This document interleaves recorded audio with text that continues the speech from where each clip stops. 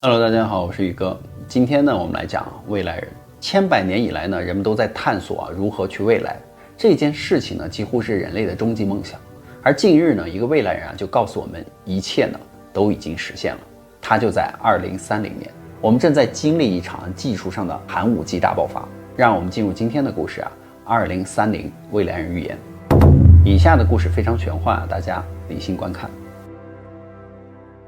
在 TikTok 上用奇怪文字命名的时间旅行者就警告说我是一个时间旅行者。在人类经历了诸多的苦难与灾难之后呢，在2030年呢，地球将会发生7个巨大的改变。第一个呢是人口灾难危机到了2030年呢，我们将面临婴儿荒。在接下来的几十年里呢，世界人口的增长将会低于1960年到1990年的人口增长的总数的一半。在一些国家，人口的数量将会缩减。自20世纪70年代以来呢，美国的女性呢在生育期内平均每个人生育不到2个孩子，这个比例不足以保障世代的更替。世界上的其他国家呢也是如此。那随着东亚、欧洲以及美洲的出生率的下降呢，并伴随着非洲、中东以及东亚的出生率的相对的缓慢递减，全球经济的地缘政治力量的平衡呢正在转变。未来人就说你们想象一下，在当今的社会发达的国家，每出生一个婴儿，在新兴市场以及发展中国家就会出生超过9个婴儿。换个方式解释呢，就是美国每出生一个婴儿，相应的就有4.4个婴儿出生在中国，6.5个婴儿呢出生在印度，10.2个婴儿呢出生在非洲。此外呢，世界最贫穷的地区呢，在营养与疾病防御方面呢得到了改进所以有越来越多的婴儿呢将能够长大成人并为人父母。到了2030年呢，撒哈拉以南非洲地区呢，不与地中海接壤的50个非洲国家呢，将会成为全球第2大人口稠密地区。到2030年呢，非洲的农业将成为1万亿美元级别的产业，而非洲农业呢，是一座正在孕育成型的名副其实的金矿，很有可能会改变全球经济的格局。而非洲的新生儿呢，绝大部分呢是出生在农村地区，他们未来的人生呢，与农业部门的转型是息息相关的。那里除了即将到来的农业工业革命呢，非洲在移动通信技术的领域也将成为21世纪的领跑者。整个非洲大陆的生活呢，将因这种转变而焕然一新。因此呢，我相信如果你们想打开一扇窗来窥视2030年的样貌呢，那你们必须得去非洲。到了2030年呢，全球人口的分布紧张情况呢将出现大相径庭。到那个时候呢，非洲与南亚的人口数量将远超全世界的其他地区。届时呢，女性的影响力将会增加，有新的百万富翁企业家与未来的领袖都有女性。因为在美国，大部分的本科和研究生的学位这个时候就已经由女性来获得了。超过40%的美国的已婚妇女的收入比他们的丈夫高，而女性积累财富的速度呢也快于男性。因此呢，到2030年呢，全球1半以上的财富呢将掌握在女性的手中。世界上呢，将近1半的新兴企业也将由女性来创立。第二个预言呢是气候变暖，未来城市有了新的生活方式。随着2030年的到来呢，城市将成为未来的缩影。每一种趋势呢，在城市中都加速的发展，生育率下降的情况将出现得更早，下降得更快，而新的中产阶级呢，将会生活在大城市群中。在人口密集的地区呢，女性的生活的机会以及行为进化得更快。城市呢，已然成为了巨大的变革引擎，成为我们已知世界的末日催化剂。全世界现有的城市的面积呢，只占全球土地总面积的1%，却居住着全球55%的人口。换句话说，就是地球上的陆地总面积为1.969亿平方英里，其中的城市面积呢约200万平方英里，却生活着40亿城市居民，平均每个平方英里里呢就有2000人，这是相当大的一个群体呢。同时呢，城市的能源消耗占能源总消耗量的75%，碳排放的总量呢也是80%。而城市里的密集的建筑以及沥青混凝土的路面都加快着全球变暖的速度，因为它们会吸收热量。这一过程呢被称为热岛效应。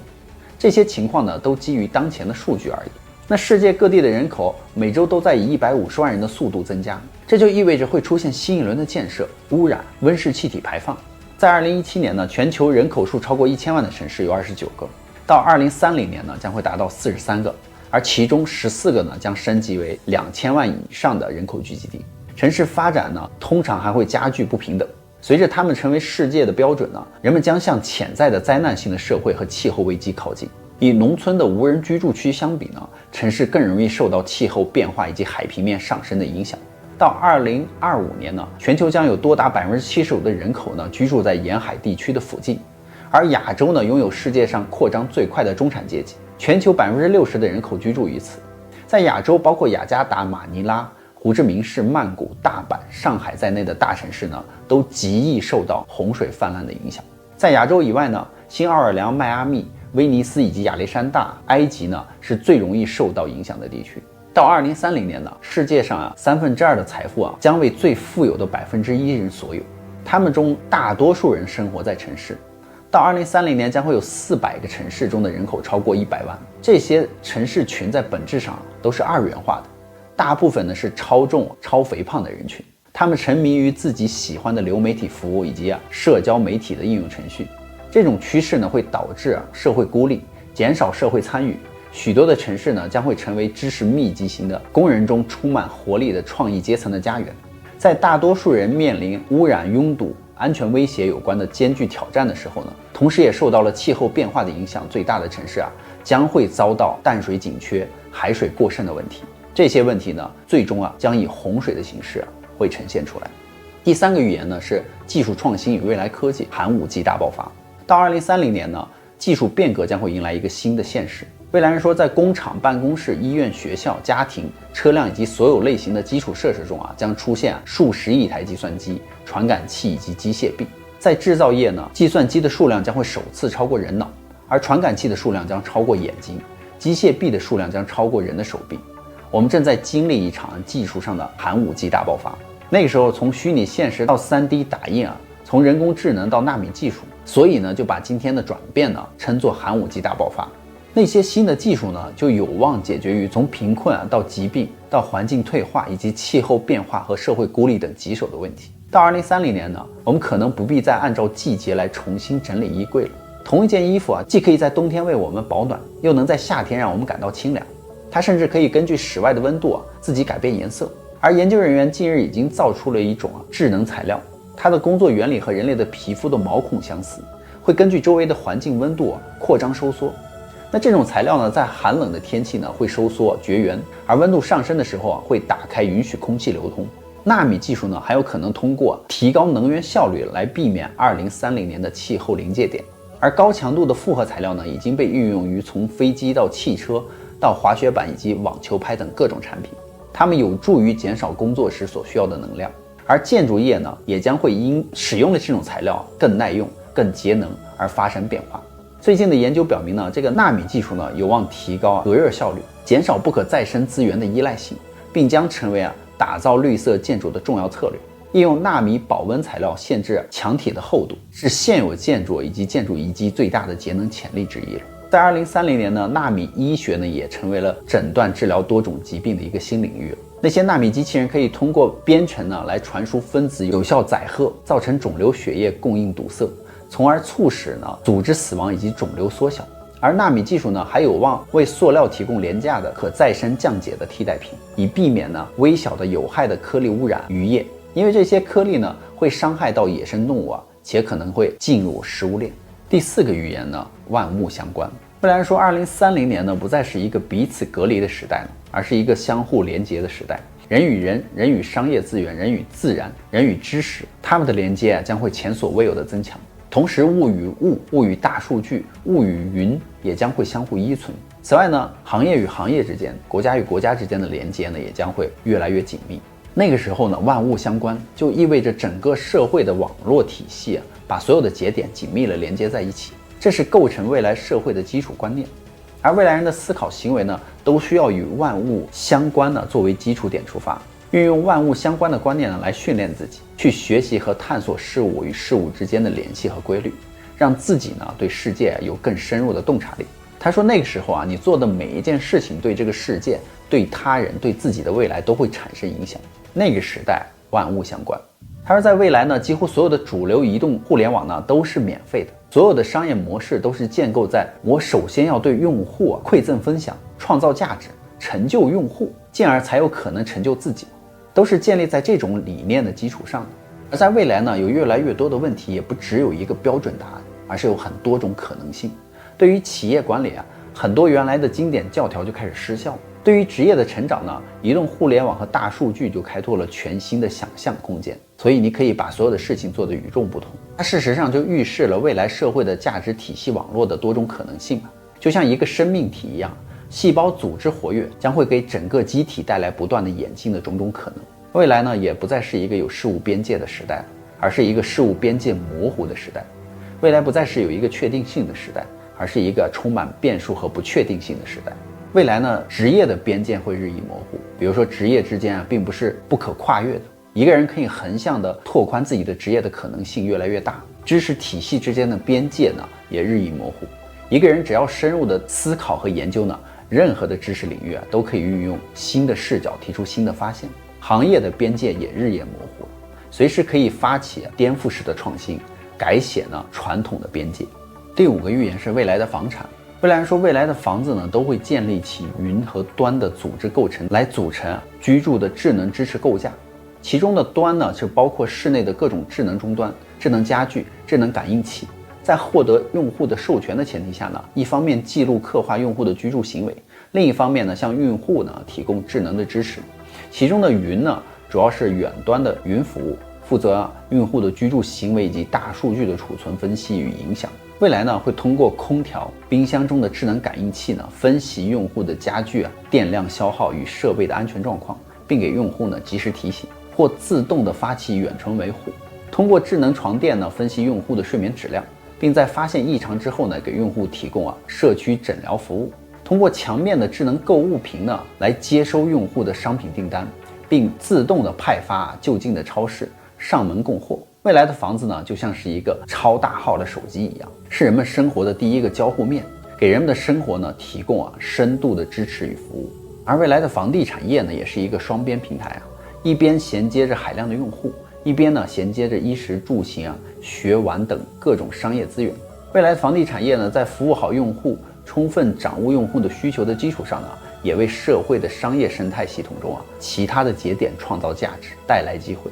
比如说房地产会跟附近的商超社区商业相连接，对于人们千百年来的这个购物行为产生颠覆性的改变。人们可以在房屋中呢搜索下单支付，商家的资源呢就近送货，甚至可以根据用户的消费记录呢自动配送。而房地产还与学校、培训机构相衔接，将使得家庭呢成为舒适而智能的课堂。无论是学童还是老人呢，都可以在家和同学、老师呢，通过智能互动屏呢，共同的学习英语或者是练书法。第6个预言是电脑即将进入人体。在2030年呢，电脑进入人体内部的实验已经开始了。首先将电脑植入体表呢，出于健康或治疗的目的，植入皮下监控人体的生理指标的芯片。其次呢，电脑进入关节帮助残障人士改善运动能力以及智能关节。再次呢，电脑与人体神经相连，成为神经控制器，来控制肌肉或肢体的运动。最后，电脑将进入大脑，成为人类大脑的一部分。